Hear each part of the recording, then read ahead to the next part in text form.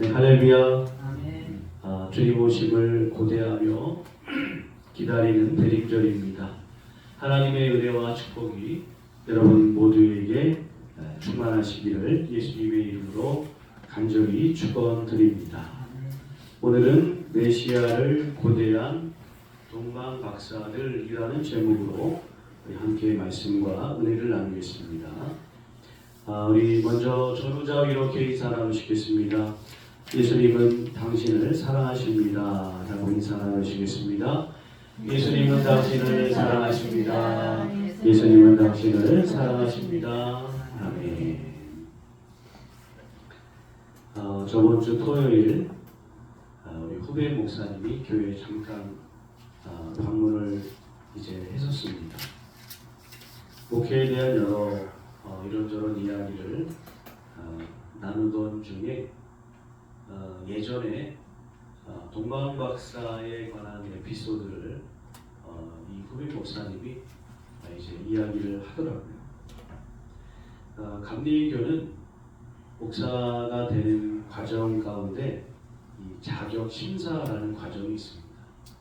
연회에서 하는 자격 심사가 있고요. 또 이렇게 지방에서 하는 자격 심사가 또 따로따로 있습니다. 물론 지방에서 하는 심사는 1년에 딱 한 번만 받으면, 1년이 아니라 3년에 한 번만 받으면 되는 걸로 알고 있어요.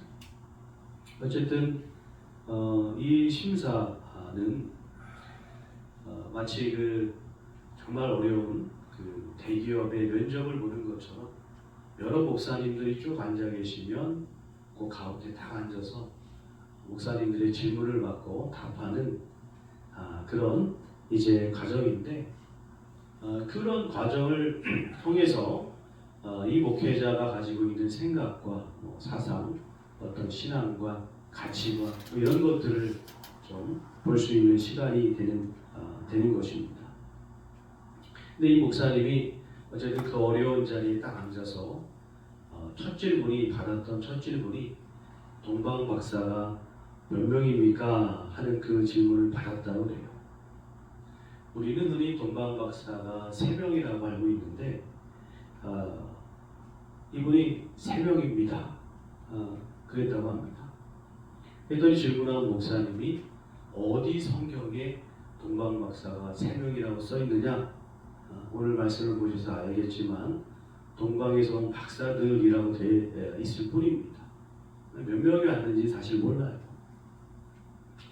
그러면서 막 고통을 치더랍니다. 성경을 그렇게 몰라서요 어떻게 목회를 할 수 있느냐? 당신 같은 사람이 목회를 하니까 문제가 있는 거다. 막 이렇게 굉장히 크게 혼났다고 합니다. 여러분, 동방 박사가 3명이라고 우리가 알고 있는 것은 황금과 유향과 몰약을 예수님께 드렸기 때문에 3명일 것이다. 우리 그렇게 생각합니다. 물론 동방 박사가 3명이든 4명이든 10명이든 사실 그게 크게 중요하겠습니까? 저는 동방 박사가 예수님을 경배하러 왔다. 그 메시아로 오신 예수님을 찾아서 이제 예수님을 향해 경배하러 왔다. 사실 이것이 중요한 사건이 아니겠습니까? 물론 제가 그때 그 질문을 한 목사님보다 더 낫기 때문에 이런 말씀을 드리는 것이 아니라, 성경의 이야기는 누구에 관한 이야기입니까? 바로 예수님에 관한 이야기이죠. 오늘 우리가 읽었던 본문의 말씀도 예수님에 관한 이야기입니다. 동방 박사들이 멀리서 오는 수고를 마다하지 않고 예수님을 찾아 경배하러 왔다는 이 사실, 그리고 별을 보면서 예수님을 이제 찾아왔다는 이 사실, 우리가 이런 사실 가운데에서 오늘 우리가 말씀을 함께 나누는 여러분들과 함께 우리가 어떤 별을 보면서 지금 어디를 향해 가고 있는가, 이런 생각을 좀 해봤으면 좋겠다는 생각이 들었습니다. 여러분, 지금 우리 눈앞에 어떤 빛이 비치고 있습니까? 이생의 자랑, 세상의 성공, 아니면 세상의 물질, 권력과 여러 가지 즐거움. 여러분, 우리 갑동교회 성도님들은 주님께서 비추시는 그 빛을 바라보며 좁은 길이라 할지라도 오직 예수님을 향해 나아가는 그 길, 그리고 결국 주님을 만나서 기뻐하고 크게 기뻐하는 그런 신앙의 경배자로 살아가게 되시기를 예수님의 이름으로 간절히 축원드립니다. 첫 번째는요, 믿음은 바라는 것들의 실상입니다. 먼저 본문 1절 말씀 같이 함께 읽어보겠습니다. 헤로드 왕 때에 예수께서 유대 베들레헴에서 나심에 동방으로부터 박사들이 예루살렘에 이르러 말하되. 아멘. 예수님께서 유대 땅에 탄생하셨을 때 그때 유대를 다스리던 왕은 헤로드 왕이었습니다. 예수님께서 활동하시던 그때 그 헤롯이 아니라 헤롯 대왕이라고 불리는 이제 헤롯이었습니다. 이 헤롯은 정통 유대인 출신이 아닙니다. 성경에 보면 이두메 출신이라고 되어 있는데 이두메는 에돔이라는 말입니다. 그러니까 에돔 출신의 이제 유대인 왕이었다는 것이죠. 그러니까 유대인들은 혈통을 매우 중요시합니다. 우리들의 왕이 저 이방인 출신이다 그래가지고 헤롯 대왕을 이제 잘 지지하지를 않았던 거죠. 그러니까 이런 여러 가지 정통성의 문제 때문에 헤롯 대왕도 굉장히 좀 민감했고, 그리고 유대 땅을 이제 다스리는 그 동안에 굉장히 포악한 성격으로 이제 유대를 다스렸다고 합니다. 어쨌든 이 헤롯 대왕이라는 사람은 역사적으로 보면요, 굉장히 아주 권력 욕심이 대단한 사람이었던 것을 보게 됩니다. 최근에 읽었던 요세푸스 유대 전쟁사를 이제 보니까 그 안에 헤롯 대왕이 자신의 권력을 유지하기 위해서 사랑하는 아내 마리암네를 살해해버리고요. 그리고 권력 유지를 위해서 또 아리스토블루스, 알렉산더라는 두 아들도 죽여버립니다. 뭐 그뿐만이 아니라 장모도 죽이고 주변의 수많은 사람들을 죽였다고 기록되고 있습니다. 이렇게 위험한 인물이 유대 땅을 다스리고 있을 때 예수님께서 태어나셨다는 것이죠. 근데 우리가 보면요, 신앙의 길도 비슷한 것 같습니다. 이 세상도 여러분 꽃길이 아닙니다. 이 세상도 늘 평안한 길이 아니에요. 우리가 하나님께서 부르셔서 사명자로 이 땅에서 살아가고 있는데, 우리가 사명 가지고 살아가는 이 세상길, 여러분 치열한 영적 전쟁터의 현장이라는 거예요. 마귀가 시시각각 틈만 나면 우는 사자처럼 삼킬 자를 찾고 그냥 얼마든지 믿는 자들을 넘어뜨리려고, 그뿐만입니까? 이단의 득세들, 거짓 선지자들, 최근에 어떤 TV를 보니까 또 한 명의 재림 예수님이 나타나더라고요. 여러분, 이런 시대를 우리가 살아가고 있습니다. 이런 위험한 시대, 우리도 예수님처럼 정면 돌파의 자세, 그 마음을 갖고 담대하게 믿음으로 우리도 싸워나가는 자가 되어야 될 줄로 믿습니다. 여러분, 우리는 그렇게 싸우라고, 그렇게 영적으로 승리하라고 이 시간 하나님께 부름받은 거예요. 자, 이렇게 예수님께서 탄생하셨을 때에 이제 모든 상황이 결코 평안하지가 않았다는 겁니다. 자, 그런데 놀라운 것은 동방으로부터 박사들이 예루살렘에 이르렀다는 거예요. 아니, 도대체 이 사람들이 누구길래 이렇게 먼 길을 마다하지 않고 경배하기 위해서 예루살렘까지 찾아온 것입니까? 본문에 쓰인 박사라는 이 말은 헬라어 성경에 보니까 마고스라고 되어 있는데 그 뜻은 점성술사라는 뜻이라고 합니다. 물론 여러 가지 더 많은 단어들이 있습니다. 그 중에서도 학자들은 이 사람들이 이 별이나 어떤 천체를 관측하면서 미래에 대한 예측을 하는 그러니까 점성술사였을 것이다.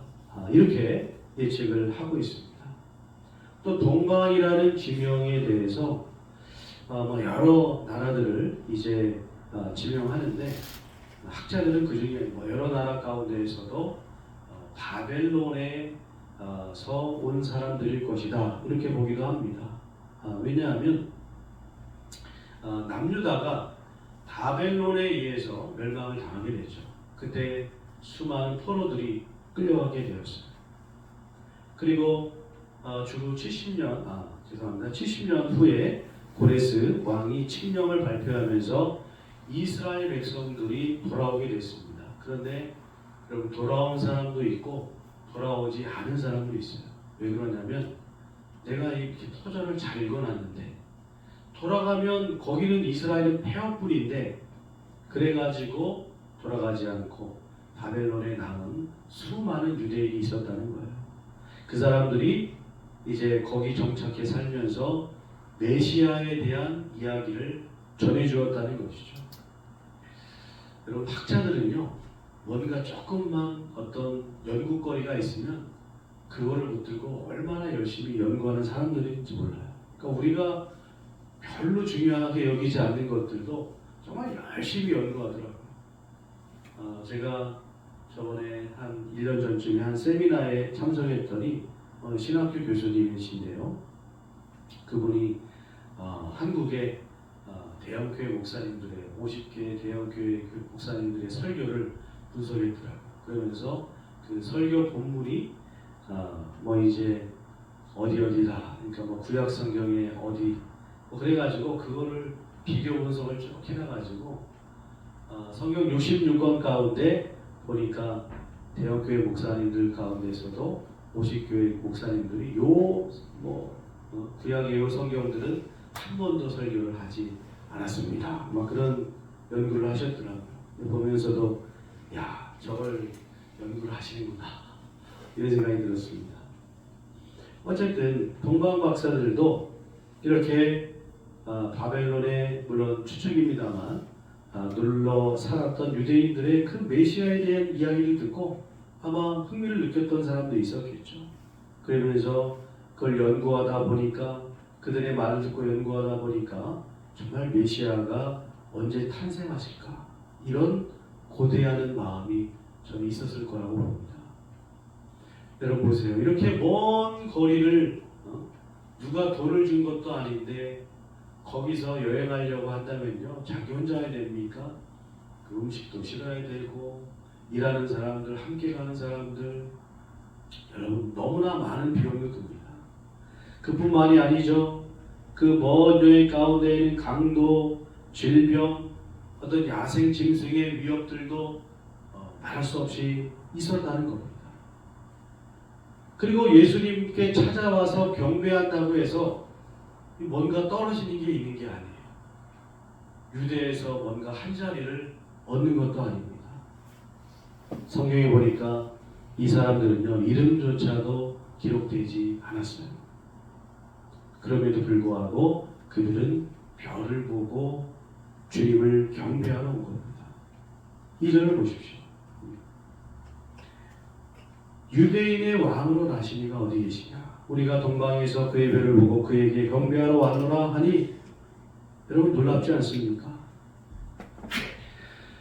여러분 이 사람들이 무엇 때문에 예수님을 경배하러 예루살렘까지 오게 된 그 시초가 어디에 있을까요? 아마 메시아에 대한 이야기를 들었을 때부터였습니다. 그것이 마음에 심겨지고 그리고 자꾸 연구하고 바라보다 보니까 메시아를 고대하는 그 마음이 있었다는 것이죠. 여러분 이 사람들이 이 예언을 듣고 저 하늘을 한 번만 바라봤을까요? 아닙니다. 제가 보기에는 셀 수도 없이 많은 날들을 보내면서 언제쯤 메시아가 나타나실까? 언제쯤 메시아가 출현하실까? 고대하는 마음이 있었다는 거예요. 여러분, 이것이 바로 신앙인의 모습인 줄로 믿습니다. 우리도 언제인지는 알 수 없으나 주님 오심을 고대하며 우리도 살아가고 있습니다. 성경의 말씀을 듣고 그리고 그 말씀을 믿어 주님 오심을 고대하고 있는 겁니다. 이렇게 우리도 대림절을 지내고 있습니다. 주님 오심을 고대하며 우리도 지내고 있어요. 바라기는 우리의 삶 가운데 예수님이 찾아오셔서 그 주님을 만나고 주님을 만남으로 인해서 기쁨이 충만한 여러분들이 되시기를 예수님의 이름으로 간절히 축원합니다. 두 번째는요, 믿음은 지식을 쌓는 것이 아니라는 겁니다. 동방 박사들은 예루살렘에 찾아와서 유대인의 왕으로 나시니가 어디 계시냐 라고 질문합니다. 그랬더니 헤롯과 온 예루살렘이 듣고 소동하게 되었어요. 이게 무슨 일이냐? 아니 왕이 있는데 또 왕이라니 무슨 말이냐? 그러자 헤롯이 사절에 보니까 모든 제사장과 백성의 서기관들을 모아놓고 이렇게 묻습니다. 그리스도가 어디서 나겠느냐? 동방 박사들은 유대인의 왕으로 나신 분이 어디 계십니까? 물었더니 헤롯이 뭐라고 질문합니까? 그리스도가 어디서 나겠느냐? 그러니까 헤롯은 지금 동방 박사들이 말하는 그 왕이 메시아 그리스도라는 사실을 알았다는 거예요. 이게 얼마나 참담한 일입니까? 메시아의 존재를 확인하면서도 그를 제거하려고 지금 그 마음에 품었다는 거예요. 또 대제사장들과 서기관들을 보십시오. 메시아가 탄생하셨다는 소식을 들었는데 그들은 기뻐하는 것이 아니라 자기들이 알고 있는 지식으로 헤롯을 도와주는 겁니다. 5절과 6절을 보십시오. 헤롯을 도와가지고 성경에 예언된 내용을 알려주는 겁니다. 아, 헤롯 왕이시여, 예언서를 보니까 베들레헴에서 이제 메시아가 탄생한다고 합니다. 7절과 8절을 보십시오. 헤롯은 또 거짓말로 박사들을 가만히 불러서 말하는 겁니다. 왕이 태어난다면 나에게 좀 알려주십시오. 여러분, 지금 대제사장과 서기관들 성경의 지식에 대해서는 해박했습니다. 예수 그리스도가 어디서 나실지를 분명히 알고 있었어요. 그러나 그들은 지식만 있었을 뿐이지 그 안에 믿음은 있지 않았다는 거예요. 여러분, 지식이 많다고 믿음이 큰 것이 아닙니다. 그런데 우리는 종종 착각할 때가 있어요. 많이 알니까 믿음도 그만큼 크다라고 생각합니다. 여러분, 우리가 제가 말씀을 보니까 참 우리는 이런 말씀을 참 좋아해요. 요한계시록 3장 15절을 보니까 우리 주님께서 말씀하셔서 차든지 뜨겁든지 하기를 원하노라. 우리가 오해하지 말 것은 지식 쌓지 말라 이런 뜻은 아닙니다. 그러니까 우리 좀 민족의 어떤 그 끓고 식는 그 어떤 그런 게 있어서 그런지 모르겠습니다만 여러분, 배우지 말라는 것이 아니에요. 너무 극과 극일 때가 있죠. 근데 제가 말씀을 보면서 이런 의문이 들었습니다. 점성술사들이 천문을 관측하다 메시아의 탄생을 확인하고 경배하러 왔다? 제가 좀 지식적으로 말씀을 보다 보니까 이런 좀 불경스러운 생각이 들더라고요. 아니, 점성술사들이 메시아의 탄생을 확인하고 경배하러 왔다. 이게 무슨 막 기도하다가 말씀 보다가 성령 충만하여서 하나님의 계시를 받아서 이게 온 것이 와야 될 텐데, 아니 이게 점성술사가 메시아를 죄송합니다 일종의 점을 치고 경배하러 왔다는 거 아니냐 이런 생각이 들더라고요. 근데 말씀을 보다 보니까 그 안에 해답이 있더라고요. 본문 2절에 보니까 뭐라고 되어 있냐면 그의 별을 보고 그에게 경배하러 왔노라. 점을 친 게 아니라 별을 보고 하나님께서 나타내 주신 그 별을 보고 그 빛을 보고 예수님을 경배하러 왔다는 거예요. 여러분, 그렇다고 한다면 왜 성경을 잘 알고 있는 이 대제사장과 서기관들에게 하나님께서는 별을 먼저 보여주신 것이 아닐까요? 만약 이 별이 유대인의 이 기득권 세력들에게 먼저 나타났다고 한다면 어떤 일이 벌어졌을까요? 지금 대제사장과 서기관들은 헤롯 왕과 함께 부귀 영화를 누리고 있습니다. 그런데 새로운 왕이 나타났다고 한다면 여러분, 지금 누리는 것을 다 잃어버릴 수가 있는 거죠. 그러면 자기 밥그릇 싸움, 내 밥그릇 뺏겠다고 하는데 가만히 있을 정치하는 세력들은 없을 거예요. 아마 예수님의 탄생을 굳고 어떻게든 저지하려고 그랬을 것 같습니다. 여러분 보십시오. 이렇게 지식적으로 메시아 주님을 알고 있는 것, 그것은 주님을 향한 뜨거운 믿음과 사랑이 절대로 되지 않는다는 거예요. 근데 사람들은 지식적인 그 만족감, 그 쾌락에 그냥 너무 빠져가지고 어쩔 때는 주님을 사랑하고 주님을 믿고 주님을 신뢰하고 주님을 의지하는 것보다 그냥 지식적인 깨달음, 지식적인 만족, 이거를 더 구원의 길로 착각하는 경우가 있다는 사실입니다.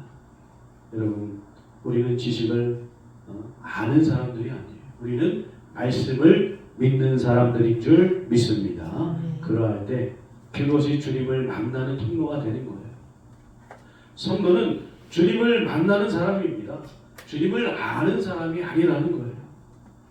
대림절을 고대하는 우리 믿음의 성도들, 모든 성도님들은 이렇게 주님을 만나는 자가 되어야 될 줄로 믿습니다. 그래서 주님을 만나는 그 자리까지 나아가서 기쁨이 충만하시기를 예수님의 이름으로 간절히 축원드립니다. 마지막 세 번째는요, 참 기쁨은 예수님을 보는 것입니다. 앞서 우리가 잠시 설명을 들었지만 동방 박사들은요, 유대인의 피가 한 방울도 섞여 있지 않은 이방인이었을지도 모릅니다. 물론 알 길은 없어요. 그러나 성경 말씀을 통해서 깨닫게 되는 사실은 성경과 너무나도 동떨어진 삶을 그런 동네에서 그런 나라에서 살았던 이 동방 박사들이 예수님을 경배하러 왔다는 거예요. 그리고 와서는 주님을 뵙고 어땠습니까? 우리 10절 한 절만 같이 읽어보겠습니다. 그들이 별을 보고 매우 크게 기뻐하더라. 주님께로 향하는 그 빛을, 그 별을 보고 크게 기뻐하였다는 거예요. 자신들의 왕이 태어난 것도 아니에요. 남의 나라 와서 지금 남의 나라 왕이 태어난 것이라고 할 수도 있습니다. 물론 객관적으로 보면 그렇겠죠. 그러나 동방 박사들은 그것 때문에 기뻐하는 것이 아니에요. 어떤 정치적인 자리를 약속받았기 때문도 아니었습니다. 기뻐했어요. 그러나 주님을 만나러 가는 그 모든 길을 기뻐했습니다. 왜냐하면 메시아 예수님, 인류의 구원을 위해 오신 예수님이라는 사실 그 자체만으로 그들은 그렇게 크게 기뻐했다는 겁니다. 여러분, 성도의 기쁨이 어디에 있습니까? 우리의 기쁨이 지금 어디로부터 비롯되고 있습니까? 예수님을 만나는, 아니 예수님 자체로 우리 안에 기쁨이 가득해야 되는데 우리는 살면서 그러하지 못할 때가 얼마나 많았는지 고백하게 되는 이 시간인 것 같습니다. 저도 말씀을 준비하면서 은혜 받았던 것이 뭐냐면, 나 자신도 이렇게 주님을 정말 기뻐하지 못했구나. 주님 자체로 기뻐하지 못했구나. 뭔가 내 손에 주어져야지만, 내 마음에 뭔가 만족함이 있어서야지만, 그래서 주님 감사합니다, 그래서 주님 기뻐하고, 그랬던 나의 모습을 회개하는 시간을 갖게 되더라고요. 그것이 얼마나 참 감사했는지 몰라요. 여러분 오늘 도마 박사들은 오늘을 살아가는 우리 신앙인들에게 진정한 기쁨이 무엇인지를 깨닫게 해줍니다. 주님을 고대하며 결국 주님을 만났을 때 그 기쁨, 그것이 우리 신앙인의 참된 기쁨인 줄로 믿습니다. 우리 감독교회 모든 성도님들이 바로 이 기쁨으로 충만하게 되시기를 예수님의 이름으로 간절히 축원드립니다.